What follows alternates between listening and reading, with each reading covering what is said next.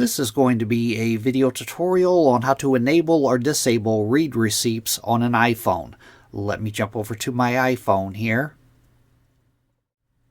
I am on my phone now. To enable or disable read receipts, you want to go into the device's settings. I'm going to go up to where it says Settings. I'm going to tap on Settings.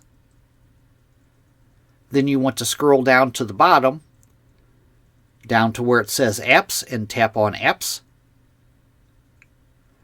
Then you'll look for Messages. These are in alphabetical order, so you want to scroll down to the M to where you can find Messages. Right in here is Messages. I'm going to tap on Messages. Then you want to scroll down a ways. And right here is Send Read Receipts. It says when this is on, people are notified when you have read their messages. This enables read receipts on all conversations. As you can see, mine is currently disabled. By default, yours is probably enabled. But to enable mine, I would just tap on the toggle.